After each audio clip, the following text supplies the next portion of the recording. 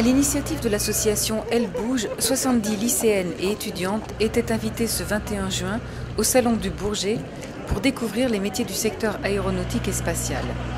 30 femmes, ingénieures et techniciennes, des marraines, ont accompagné ces jeunes filles tout au long de leur parcours pour leur donner un aperçu des différents métiers dans ce secteur encore trop masculin et les inciter, pourquoi pas, à y faire carrière. Roselyne Bachelot, ministre des Solidarités et de la Cohésion sociale, était présente aujourd'hui pour cette manifestation et a tenu à apporter son soutien à l'association Elle Bouge, créée en 2005 par Marie-Sophie Pollack.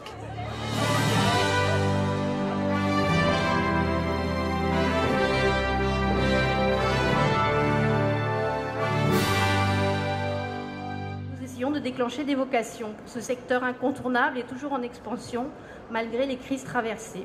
Secteur toujours là pour relier les hommes et les femmes et les économies de notre planète. Par votre présence sur notre manifestation, vous reconnaissez l'action de notre association et ses nombreuses marraines sur le terrain auprès des jeunes filles et nous vous en remercions chaleureusement. Dans ce salon du Bourget, qui est le symbole de l'avancée technologique et de la performance, il m'a paru particulièrement important de venir soutenir votre initiative. Cette initiative repose sur une exigence simple et pourtant essentielle, la liberté de choix de carrière indépendante de toute représentation sexuée inhibante. Trop d'hommes, mais aussi trop de femmes, pensent encore que certains métiers seraient réservés à l'un ou l'autre des deux sexes, comme si ces derniers impliquaient des qualités ou des compétences qui, par définition, par essence, appartiendraient à l'un ou l'autre des sexes. Éduquées selon des stéréotypes, certaines jeunes filles ignorent ainsi les possibilités qui leur seraient offertes dans des secteurs aussi divers que l'aérospatial, l'automobile, le ferroviaire, l'énergie, et je ne suis pas exhaustive. Au XXIe siècle, après tous les combats menés pour l'égalité entre les hommes et les femmes et en faveur des droits des femmes, cette réduction du champ des possibles nous apparaît bien évidemment aberrante. Être une femme ingénieure avec un nœud ne doit plus être un oxymore. Oui, les femmes peuvent donc accéder à des secteurs réputés masculins et s'y épanouir. Oui, elles peuvent avoir les mêmes ambitions que les hommes et tout simplement les mêmes chances. Je souhaite que toutes ces femmes extraordinaires ne soient plus demain si exceptionnelles, qu'elles puissent inspirer chaque femme ordinaire que nous sommes ou qu'en tout cas je suis. Car parler d'égalité professionnelle entre les femmes et les hommes, c'est bien sûr parler d'égalité de salaire, d'égalité d'accès aux responsabilités, mais c'est aussi parler d'égalité des chances et de mixité au bénéfice des femmes, bien entendu, mais aussi au bénéfice des entreprises. Évidemment, je sais bien que je m'adresse ici à des convaincus et à des convaincus UES, qu'il s'agisse des représentants de l'association Elle Bouge, de ses marraines ou encore des entreprises et des établissements partenaires. Depuis maintenant 6 ans, vous vous mobilisez en faveur des métiers de l'ingénierie et des formations scientifiques grâce à un réseau de marraines, aux conférences, aux rencontres que vous organisez au sein des entreprises. Vous vous efforcez de mieux faire connaître les formations et les métiers et de promouvoir la diversité des talents. Je voudrais ici rendre hommage à cette action exemplaire qui contribue à la déconstruction des stéréotypes et à l'évolution des mentalités. Je veux donc remercier les marraines, notamment celles qui se sont rendues disponibles pour ce salon. Vous êtes venues ici partager votre expérience pour encourager d'autres jeunes femmes, et moins jeunes, à suivre votre exemple. Qui, mieux que vous, peut leur parler des remarquables opportunités ainsi offertes et des satisfactions à l'exercice d'une profession scientifique, technique et technologique? Grâce à votre disponibilité, à votre dynamisme, ce sont sans doute de nombreuses vocations qui vont naître.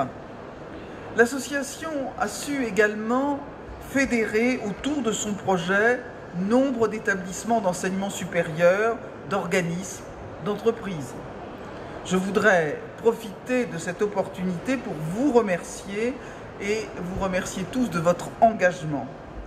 Les entreprises, du reste, commencent à le comprendre. Une plus grande mixité professionnelle est gage d'une amélioration de leur compétitivité et d'enrichissement interne et externe. Donc c'est une stratégie gagnant-gagnante. C'est la raison pour laquelle ces entreprises souhaitent recruter davantage de femmes. Plusieurs entreprises partenaires de Elle Bouge ont d'ailleurs obtenu un label égalité qui récompense l'exemplarité de leurs pratiques en matière d'égalité entre les femmes et les hommes. Alors, bien sûr, il ne faut pas se contenter de regarder les secteurs performants dans ce domaine de l'égalité, mais que vous soyez un moteur, si j'ose dire, ici dans ce salon de l'aéronautique, un réacteur pour l'ensemble de la société qu'il convient de faire bouger. Quelques chiffres montrent bien les progrès que nous avons à accomplir. Les femmes ingénieurs sont trop peu nombreuses dans notre pays. Elles ne représentent en effet que 17% de l'ensemble des ingénieurs en activité et 27,4% des effectifs en 2009-2010 dans les écoles d'ingénieurs en France. Ça bouge, mais ça bouge lentement. Diversifier l'orientation scolaire et professionnelle des lycéennes et des étudiants, favoriser leur insertion professionnelle dans des secteurs porteurs d'emploi sont donc des priorités. C'est dans cet objectif de diversification des choix professionnels qu'est organisé chaque année le prix de la vocation scientifique et technique des filles à destination des élèves de terminale. 650 prix d'un montant de 1 000 € chacun sont remis sur l'ensemble du territoire à des jeunes filles qui font le choix de s'orienter vers une filière scientifique ou technique de l'enseignement supérieur comptant moins de 40% de filles. Le gouvernement se mobilise également en accompagnant les secteurs professionnels et les entreprises dans leur démarche de progrès en matière d'égalité professionnelle grâce au cofinancement de mesures, de démarches individuelles et collectives. Alors il y a un constat qui se dégage aujourd'hui. L'égalité professionnelle entre les hommes et les femmes passe par le partage des responsabilités familiales autant que professionnelles. C'est vrai que si on nous dit vous avez la parfaite égalité professionnelle et qu'en rentrant on a la double journée pour gérer la maison et les enfants, on aura fait un marché de dupes. C'est la raison pour laquelle j'ai souhaité organiser, en collaboration avec le ministère du Travail, une nouvelle conférence tripartite axée sur le partage des responsabilités professionnelles et familiales qui aura lieu dans quelques jours, le mardi 28 juin. Et nous avons organisé 3 tables rondes qui ont pour thème les stéréotypes du genre, l'organisation du travail et les congés familiaux. Nous associons les syndicats de salariés patronaux, mais aussi des responsables associatifs, des universitaires, des élus, des entreprises, et nous allons ainsi inaugurer ou imaginer un plan triennal pour l'égalité professionnelle, plan triennal 2011-2013.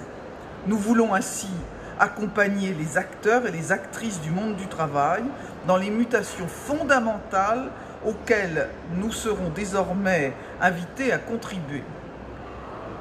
Pour faire progresser dans notre pays l'égalité professionnelle entre les hommes et les femmes, l'alliance de toutes les initiatives est fondamentale et indispensable. Si en la matière, notre dispositif législatif est désormais suffisant, peut-être j'ai quelques idées d'amélioration, mais enfin nous avons déjà des bons outils. Il faut maintenant que nous puissions aller vers une nouvelle étape, le faire vivre, passer de l'égalité, je dirais officielle, à l'égalité réelle.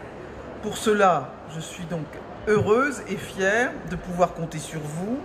Grâce à l'implication d'hommes et de femmes tels que vous, je ne doute pas que nous pourrons désormais ou très bientôt conjuguer les métiers indifféremment au masculin et au féminin. N'être femme aujourd'hui ne doit pas conditionner nos destins. Je compte sur vous. Merci.